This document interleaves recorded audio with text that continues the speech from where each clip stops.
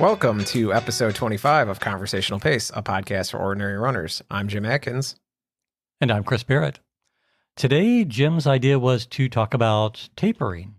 And if you don't know what tapering is, the idea is that in a training cycle, as you approach the end, as you're coming up towards race day, that you'll begin winding down your training so that you're in better condition to actually do the race. This is pretty popular in endurance sports, a pretty well-known idea, but it's also good for other sports too.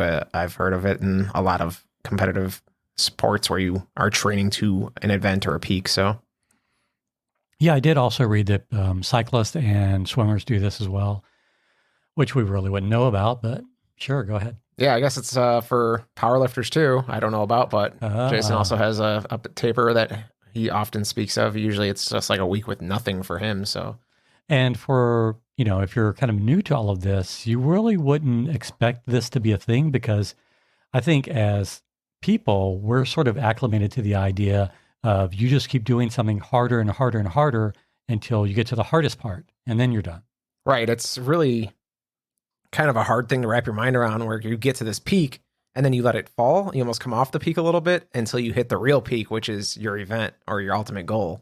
So run less to run faster? I guess you got to run all the way up the mountain and then slide down a little bit before you really get to the tippy top. It's definitely a strange concept to get your mind around, but I know we've both done a lot of research on this. It's something you really look into when you actually have to do it because it feels so foreign, especially after weeks upon weeks of training for something. Yeah, it really is pretty counterintuitive, but I think if you can wrap your head around 80-20 running, you shouldn't have that much difficulty with this. Well, that's true, but it's such an outside thing where it's just like you, and that's one of my big points here is like it's the first time you do it, it's going to be this real shock to your system because even doing it now after multiple training blocks, and I don't know how your experience is with it, Chris, but it's still like a really foreign concept to get your mind around because you're in this set training plan. And then all of a sudden you just run your heaviest week and then now we're going to drop and we're going to start slowing down and really reduce your volume. And it's just this really hard concept to actually buy into the first time you do it, especially. And, I've heard from people who've done this many times that you really never, ever get used to it. You adapt a little better, but it's still always going to be a strange thing to the mind and body.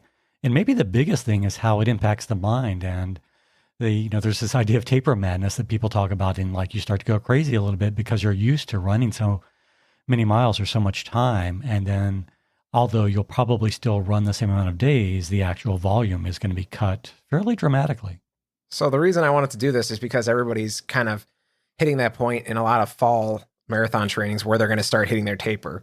And a lot of seasoned people know what to expect. A lot of, newer runners don't. But I think it's a good reminder that, this is normal. And even if you are seasoned, maybe you'll pick something up that, we suggest or, mention that maybe you didn't know about or why, because I've got some things that were interesting to me that I found out today that I was like, wow, I didn't know that. That makes sense though. So. Cool. So in my notes, which are not improvised, but actually written out, I've got subcategories. And next up, after the definition of what is tapering, I have why. And I'm sure we both have notes or thoughts on this. First one right off the bat is that tapering allows the body to recover from weeks of stress incurred in training. It sets you up to be physically ready and fresh for your race. Yeah. One of the big things too is on that, to be fresh, you're replacing all your depleted glycogen stores. You're allowing your tissues. Damn it, I was going to say that one. Yeah.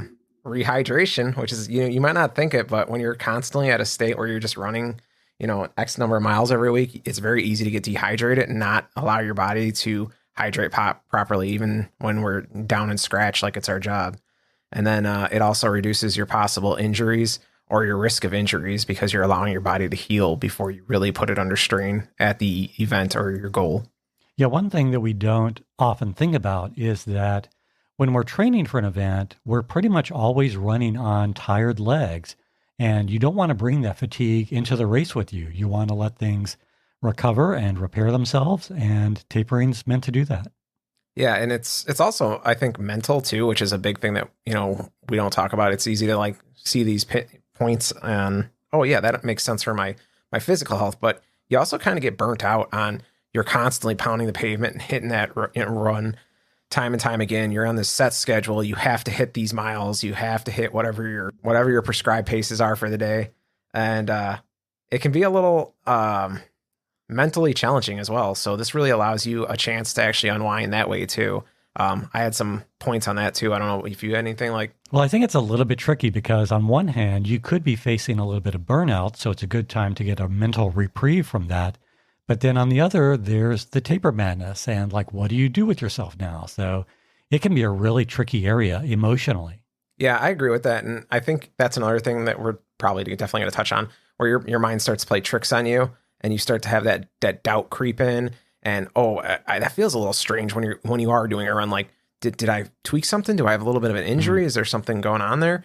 So your mind starts to really mess with you. So one of my suggestions was to try to keep your mind occupied. Like maybe do something you've been putting off, like if it's read a book or even just some kind of household chore that you've been putting off.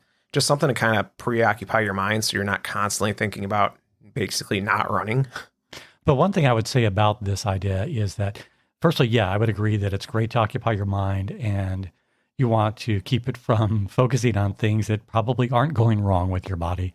But also, you don't really want to change much that you're doing in your daily routine. I think it's a really good idea to do, carry on with life as normal. And when you try to fill these now sort of vacant hours, don't take on any tasks that are going to add stress to your life or be really physically challenging. Like I wouldn't do a full house remodel for sure. But if it's just like cleaning up around the house, which is something that will actually, in the end, probably reduce stress because you'll be happier with your living environment. Or yeah, totally reading a book or picking up a new TV series. Yeah, go for that. Yeah, I was going to mention like don't do anything physically demanding because I've heard a lot of horror stories where people like help their friend move or something and they drop something on their foot or tweak their back. So I would definitely not suggest something that's physically demanding.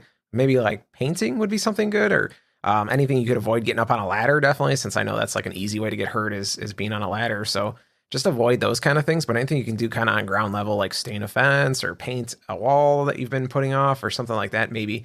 It's not ideal, probably not the best thing to do, just chores, but you're going to have a lot of empty time and it's probably not best in this state just to kind of sit around and, let your mind wander. And I'm pretty sure Jim will agree with me here that now is not the time to take up yoga. Yeah, definitely don't. I mean, I would not recommend yoga in general, but definitely don't contort yourself or do anything weird. It's going to be tempting too, because you're really going to be focusing on things and like, oh, well, it's not impact and stuff, but it's not really unless you're seasoned in yoga like Chris, where you can just pick it up and kind of drop it at any time because you're used to those movements. I would definitely not recommend starting off a new yoga or fitness routine in general. So really, yeah, the idea of keeping as much as possible the same, I think is pretty critical. And I want to circle back for a second and just reiterate something that you said, in that the training period is going to deplete your body of glycogen stores as well as enzymes, antioxidants, and hormones. And all of these things are going to be out of their optimal ranges. And the taper can allow you to rebuild all of these things that your body's going to want during a marathon or even a half. We must have read similar articles because I also have that. And then it also the taper allows you to increase your total blood volume and your red cell blood count. Ooh, I didn't know that one. Yeah, look at that. That's fancy. And then you get all those other things that Chris just mentioned back to peak levels. So 2 weeks isn't necessarily going to get your body fully back to peak, pre-training levels, but it's definitely a chance to recover and get those levels closer to where you want to be so you can have that peak performance on race day. Totally. So do you have anything else under why we should taper? I also had a fact that says you can increase your performance by 3%. I saw that and I didn't think it was worth mentioning. Actually, I thought if I mentioned that, people may not taper. So it doesn't sound like a lot, but they did the math on this and it said over the course of a 4-hour marathon, that's 10 minutes. And if you combine that with plated shoes, it's 6%. There you go. Now you got 20 minutes. You're just racking up the time and you're not even doing anything. You're by not running. Wow. And if you run nude, maybe that's another percent or so. I think that's more for the people that want to stay in front of you. So then, and then there's plenty of reasons to do it. We've just covered them. Beyond that, next you might be wondering, well, how exactly do I go about tapering? So it's just basically like a gentle decrease in volume and intensity of training. You're going down by like 25% is a number I saw thrown around a lot. Mm-hmm. And that seems correct. So it's going to be a shock though, just because like I mentioned before, you're going from your peak week and then immediately dropping 25%. And that's not 25% off your peak week. That's kind of like your base level. So you're going from like a 20-mile long run down to something more like in the 10-mile range usually. And something that I've read and heard from podcasts and different articles is that, you have to take everything that people say and what we say with a grain of salt, because nobody can predict what's going to be the optimal tapering regimen for individual athletes. We have some general guidelines for you, but really everybody's going to be different. And this is the time that you kind of need to be a little intuitive and listen to your body and do what's best for it. And if that means a little more activity than normal, then that's fine. If it means less, that's probably okay too, but just make sure you stay active. Yeah, that was one of the points I hit on too. And I think listening to your body is a good point, but at the same time, you're going to be feeling pretty good because you're training so hard. So I'd be careful not to be like, I feel like I could run today and just go blow your mileage out of the water. Like make sure you're still listening to your prescribed mileage and not just going by feel because you're feeling really good because you're pretty much at the end of your training block. And if you are gearing up for a race, you probably have a training plan, and that will most likely include the taper plan. So use that as your basis and begin there. Yeah, I think most plans now are bought into the idea of the taper. I think that's pretty widely accepted. I've seen they say that there's tapers up to like 4 weeks even. Wow. So yeah, 2 weeks might seem like an eternity for us amateur runners, but I guess there's even more hardcore structured tapers. So definitely know that one size is not going to fit everybody, but most plans either you'll just train straight up to your event for shorter stuff and then peak at the event, or you'll have this taper like this with these longer mileage, like a marathon or an ultra. So I definitely am a big fan of the taper. And I think, like Chris said, be a little bit more active. I wrote, take your dog for a walk, go walk and get some ice cream or something. You're really going to be hungry during this time as you're trying to refeed your body. So just make sure you're not totally just sitting around being lethargic and, taking it like a vacation, because you still want to do some extra things and keep that activity level up, because you will start to put on the pounds if you eat like you're going to want to eat and not move. So, and that can be a mind game all in its own, because you'll start to see that number on the scale creep up. And it's hard, as much as I preach, like there is no race weight, I know it can affect people because it affects me still. So it can affect people in a super negative way if you're just letting your diet kind of go out of control and you're not active to match that. And people are probably not going to be utterly lethargic as they're getting ready for an endurance race. I think as you taper, your volume's going to come down, but ideally you'll still be out there running the same number of days, because you don't want to change your habit and you want to keep the body going on what it's used to and not change those things, even though your day-to-day volume is going to come down. So I think it's important to really maintain a schedule that you're familiar with, that you've been doing for weeks. And then I really was wondering, I haven't seen this anywhere, but like you said, I think taking walks is probably a really good idea. Yeah, I think as long as it's low impact and you're not really stressing your systems like the way you do during a run, it's fine. So like walking and then even maybe like a light swim where you're not really trying to go crazy. But that would be my suggestion, just because I know you say like, oh, people aren't just going to go lethargic, but some people will. I mean, you get to a point in a training block where you get burnout. So if that burnout just aligns at the wrong time. So yeah, I think it could be pretty easy to think, well, I'm supposed to go run today, but hey, I'm tapering. I'm just going to watch TV. Yeah. And I don't know how your taper is, but like I've had plans where I went from running 6 days a week and to the taper down to like 4 or 5 times a week. And the mileage was like substantially less. Like it did not just feel like 25%. So there's, a real opportunity there where you had these hours that were dedicated to running, and then you just replace them with, I'm going to sleep in, or I'm going to eat a bigger breakfast and nice and slow or something. So I think that was more I don't think they were just going to sit on the couch and wait for marathon day. I feel like, and I don't remember this very well, but I feel like I haven't really had that big of problems with tapering. Like I did take a little bit of an emotional hit and felt some uncertainty about myself, but I feel like I weathered it fairly well. Or I just blocked it all out.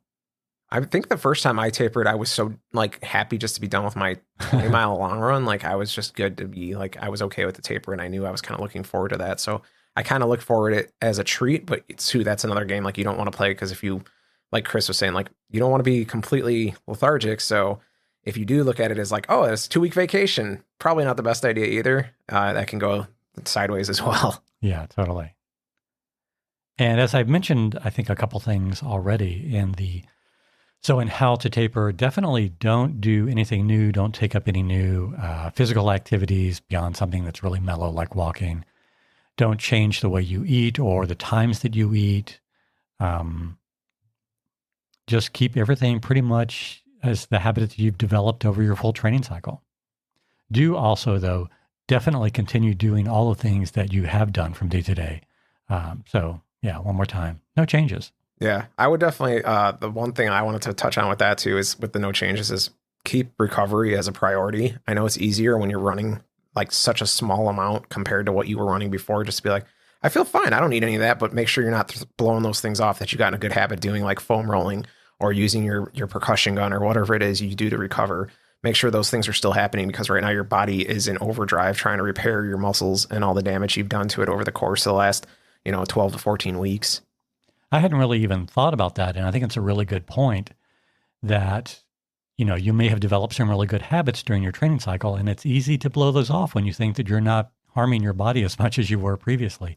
So if you did listen to the previous episode and now you're full on foam rolling after every run, keep it going. Yeah, and I would say too, this is a good time to prepare for your race and do a test run with all your things that you're going to use on race day.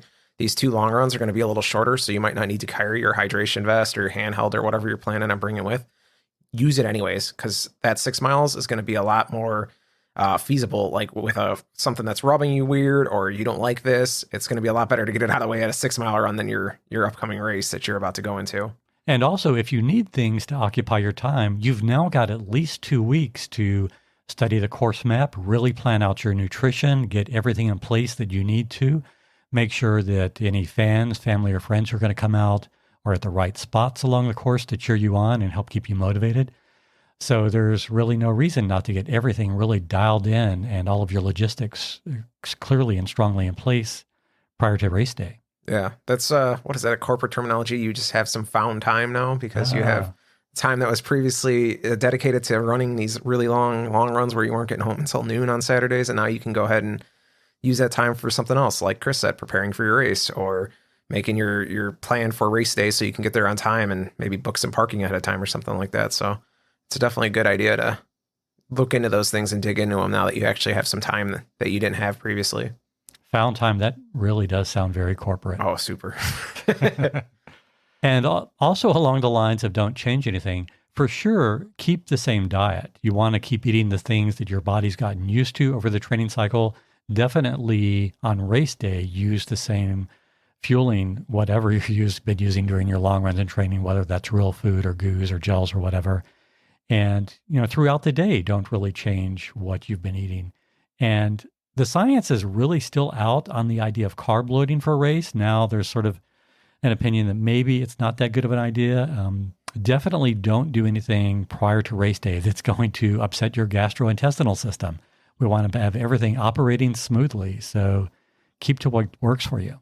I think everybody's got this idea in their brain of just eating all you can eat, pasta the night before at the Olive Garden. And that's not like the true definition of carb loading.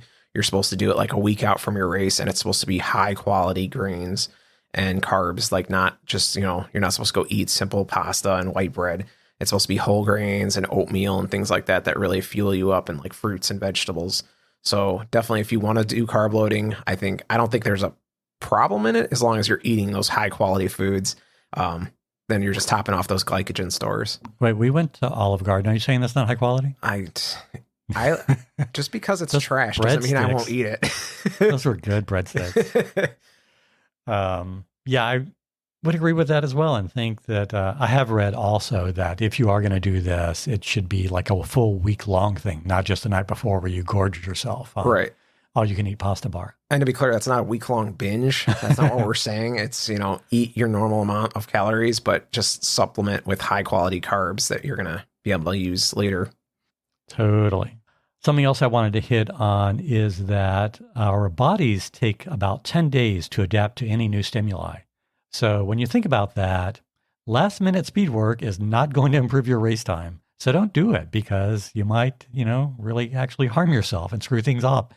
The last thing you want to do is waste, weeks and weeks of training because you went out and did something stupid. Yeah, we all seen the guy that waits until the day before vacation to try to lift weights and get a 6-pack on before he's going to go on the cruise with the shirt off. Don't be that guy, because that's what you look like trying to like really cram in the mileage or do super hard speed work like a week out from your marathon. Really, you're just that the risk reward there is not worth it. The incremental gain you might get from that, and I'm not saying you will because I don't think you'd get anything from it. No. But even if you did, it's so incremental compared to the risk of injury during that speed. So yeah, definitely good advice there, Chris. Don't try to be that guy. Don't be that guy. Nobody likes that guy. Not even his wife, especially his wife. And I think I've, along a similar lines, during this cycle of the 5K races, I have even even though that my training has continued through that to move on to other things, I have sort of taken it easy on speed days that were like the week of the race, because I know it's not going to benefit the race. So why not give myself a little break there and maintain some energy reserves and chill on the muscle fatigue so that I could race better. Yeah, and I think most coaches will actually like do that. Like your speed is generally not like the hardest when you're about to go into a race. They still give you some speed, some quality work, if you will. And it's usually toned down though, where your paces are a lot easier to hit and not quite as intense as usual. And I think it is a good idea to maintain some speed or quality work. What is the concept? Muscle tension, where you maintain like this bounciness in your legs because you're still doing a little bit of speed work. Whereas if you totally lay off that stuff, the muscles might go a little bit more relaxed, and you want to have that kinetic energy available to you on race day. Also in the how or things to do, anything at all that you can do in your life to reduce stress, definitely. I mean, we should all be doing this all the time, but certainly leading up to a race, you want to absolutely minimize all of the life stress so that when you're out there and you're barely hanging on, you're not focusing on the negative things that might sort of convince you to just walk the rest of the race. I kind of put this too at the end where it was just like, this is a good time, maybe detach from running a little bit. Like, I'm not saying forget everything you know and, blank your mind, but go see a movie or read a book, just take some you time, go for a walk at a park or something, just to kind of clear your head. Because for the last, 12, 16, whatever weeks, your training block is, all you've been doing is concentrating super hard on this run. Like, it's work and then it's your training block. I'm sure that's taking up 99% of your time. So just to take this 2 weeks to maybe detach a little bit, go see a movie, maybe take your spouse out for a date or something, because I'm sure they're putting up with your crap this whole time. So it would be a nice thank you during your taper. Yeah, totally. And you're going to want the carbs anyways. So that was just my ending point on this, is just to maybe take this time to detach and reflect a little bit. Yeah, I certainly think that if you are hoping to have your spouse or your family there as support crew, it'd be a great idea to take them out for a little pre-race reward. Yeah. Maybe they'll try a little bit harder to be there at mile 20 for you. Maybe they'll have the beverage that you're looking for instead of some weird alternate. That's oddly specific. Yeah, generic. Not specific to any certain circumstance. I think it would be a great idea for us to talk a little about this notion of taper madness and the emotional, psychological effects you're going to be dealing with in this downtime. Yeah, I definitely think the psychological part of the taper is way harder than the physical, in my opinion. And also just thinking that if you're coming at this as a newbie, the terminology itself, taper period, has sort of a somewhat negative connotation, like you're easing off the steam, you're taking it easy, which a lot of people have sort of, internal issues with. So maybe redefine the whole period itself as your peaking stage. Yeah, I just see taper as you're kind of slowly winding down, which is like the perfect word, because you're just winding down to your race, and this is what you've been training for. So I just see it as you kind of gently applying the brakes before you get to your destination, so you don't slam right into the garage. I see putting on the brakes as something with much more of a negative connotation without any safety involved. But it's just something else I have to get over. Yeah, I have driven behind you, so. Do you see me in the car, like tapping the brakes with my hands, just like I do on the trails? Yeah, and then I'm like, but he's not slowing down, so just like the trails. Damn it carries over into every aspect of life. And also, this period can be, or definitely will be, something that's really very individualized and subjective. So how it impacts you is going to be very different from how it may be impacting someone else that you run with. So don't expect that they're going to have the same experience, and it may hit you a little harder. You're just going to have to roll with it. Yeah. I mentioned some of the issues I've gone through in the past before where you just feel like you have this weird like injury that's coming out of nowhere, something's bothering you a little bit that shouldn't be, and then you start to just self-doubt, and that's really no reason for that. It's just your mind playing tricks with you. Like, you did the work, everything, you've done everything you could up to this point. Nothing worrying about it now is not going to change anything. So I kind of just keep that in mind. Like, my work is done. Now it's just time to wait for the race as I taper. And that's kind of helped me level out a little bit. But yeah, there's definitely been, especially my first time, where it was just like, I was questioning everything. And like, did I do it hard? Like, did I train hard enough? Like, have I put the time in? Is this right? Even the taper, like, shouldn't I just be peaking at the race and then I'll taper after the race? Because, you're going to take time off after the race. Well, most people will. So why am I taking, a taper now? I'll have time to rest after. So those are just like some negative thoughts that I had to deal with. And there is this concept that, a lot of people say when you're at the race, they're like, this is the fun part. You've done all the hard work, which is never true. But as pertains to the idea of tapering, I know that, say, for example, McClung likes to say the hay is in the barn. And I don't know if that's just something that applies to Texas races. I can't really relate to that, but I think it sort of means like, yeah, you've done the work. So the tapering period is just allowing your body to heal itself and get back to being its strongest self so that you're fully ready to go get the hay out of the barn or something like that. Or maybe you eat the hay? Moo. Anything else about this weird concept of tapering?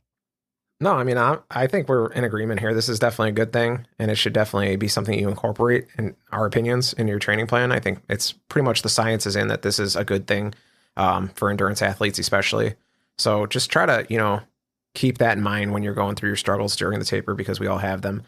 Just make sure you're doing everything you can to, keep your mind occupied and know that this is an investment. The taper is a good part of your training, and it's an important part of your training.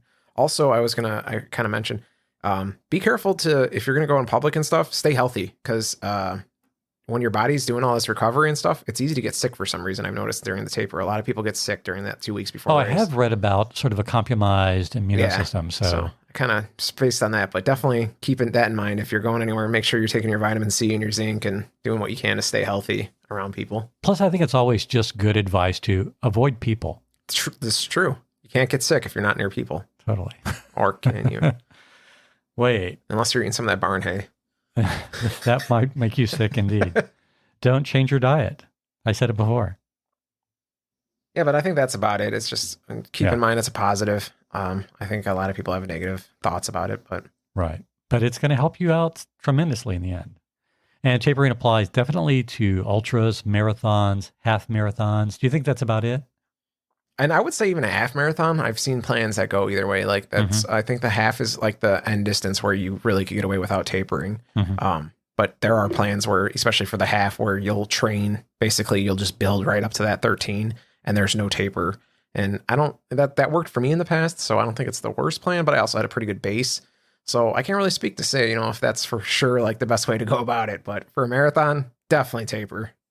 And we did say that this is very individualized, so your results may vary. Yeah. Let's talk about some run and recap. Run and recap. We had our training wrist runs, right? Yeah, we haven't done any races that I'm aware of. Yeah. No, I can't think of anything. So unless I didn't realize that I took an edible and then did a race. Yeah. But I don't think that happened. Race. Where'd this PR come from? No, just did 11.5 on the trails on Saturday, and then 5.5, a little dual part coffee run on Sunday. That was about it. Not anything really to write home about. Felt pretty good. The ankle's healing nicely, I think. So cool. That's good to hear. Yeah. Yeah, really just continued training for me as well. I did 8 last weekend on the trails, and on Saturday, I thought you did 10. Yeah, that's right. I did 10. So yeah, after the 5K season, I'm starting to gently build mileage back up. So 10 on Saturday, and then was pretty chill. I think I had 5 on Sunday early in the morning before we went out and spent 6 hours at the quarry swimming hole. And things are definitely upping up. I actually have 12 miles this weekend. Oh boy. You're going to be on a high know that? I don't know. It's going to be the first time I've done over 10 miles in the longest time. I don't know if I can do another 2. Super nervous. I'm so nervous. I mean, I guess it depends on who you're running with, because Yeah, it depends on the pace that Yes. we set. I may be guilty of running a little too fast recently. Chris is a liar. He does not believe in zone 2 training. I had a zone 2 average heart rate. It was kind of ridiculous this morning. I went out with some friends and ran too fast because Jim wasn't there to remind me to slow down. So it's my fault if I'm there, and it's not my fault if I'm not there. Absolutely. Awesome. And I think I averaged like a 9:30 pace over the run, which I should have done at 10 minutes. So, what, not too bad. And I posted that, well, it was still an average zone 2 heart rate run. And then, of course, Jim immediately dug into the details and saw what percentages were zone 3, 4, 5, and beyond. I demand the truth. Always the truth seeker. But on the idea of running slow to run fast, it can be, really hard to pull back sometimes, especially like right now. I was just telling Coach today that the weather's cooling down and I feel faster because initially he said, as you come into this priming phase of rebuilding, you might be feeling a little bit heavy in the legs. You might be feeling a little bit slower. So don't let that get you. I'm like, no, dude, I'm running faster and I feel better than I have in a long time, which is weird. I'm guessing it's just the cooler temps, or am I still peaking? I don't know. When do I taper? I'm not your coach. I don't know you're peaking.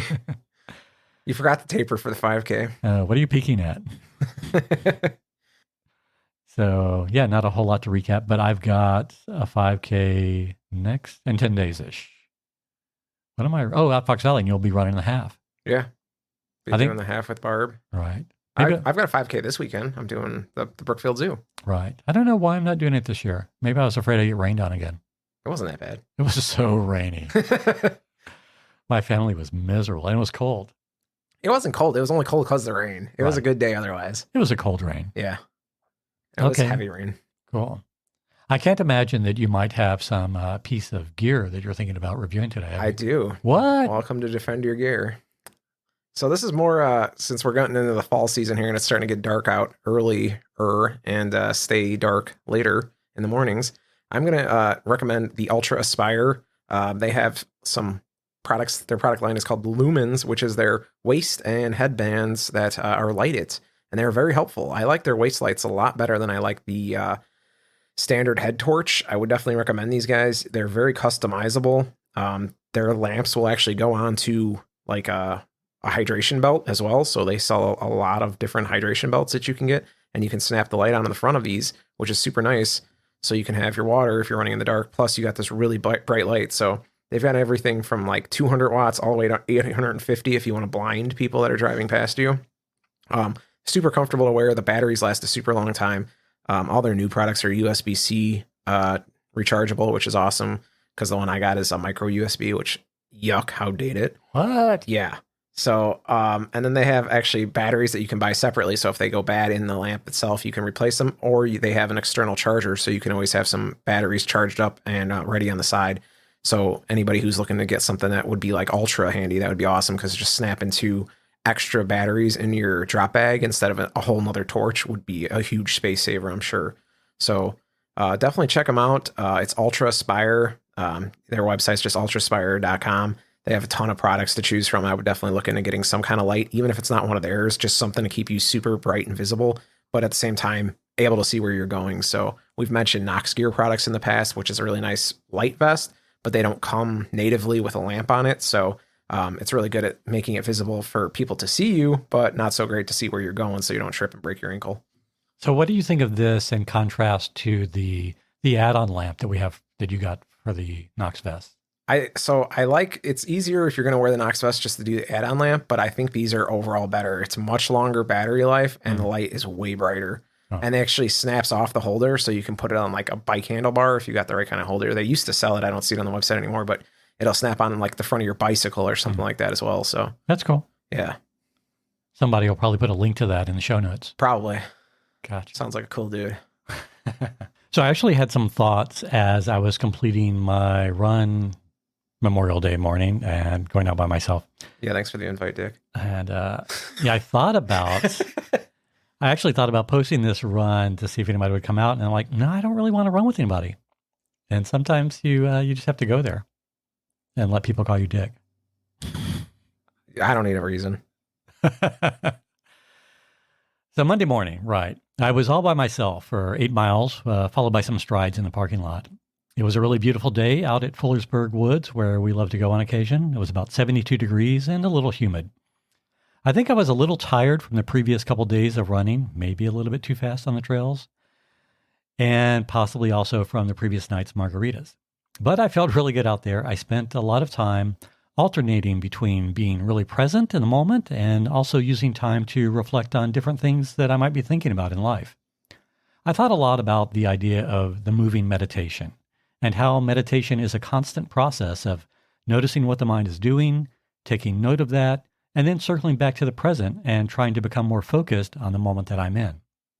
As a visual artist, I focus on the present by taking note of everything around me, reflecting on the imagery of the leaves on the trees as they're backlit by the sun, the light dappling across the grass, the way it plays on the surface of the water.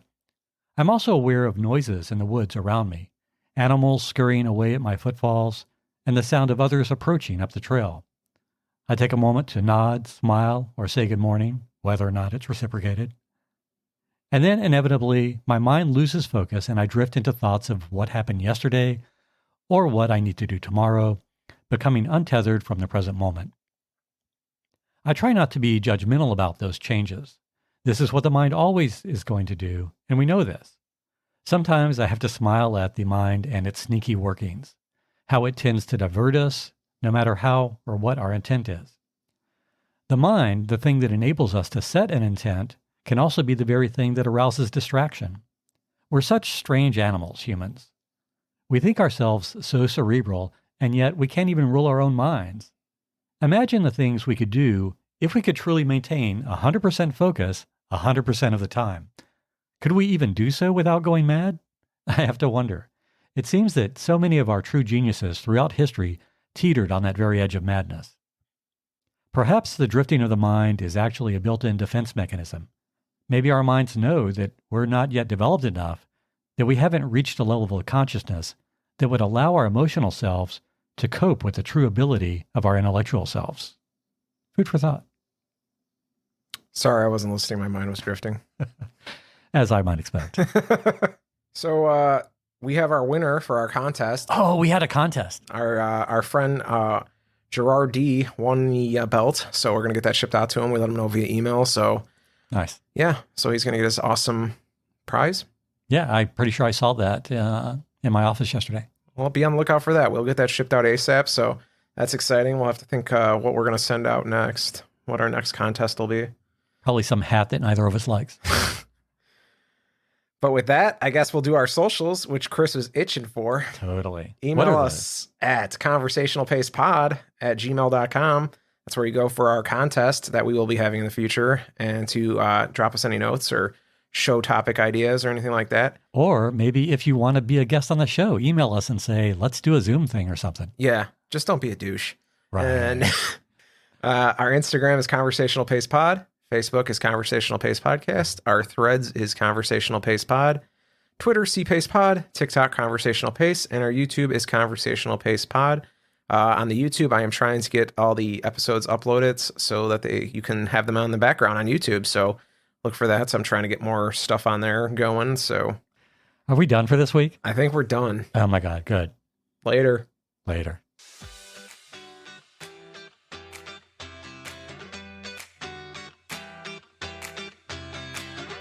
Help me.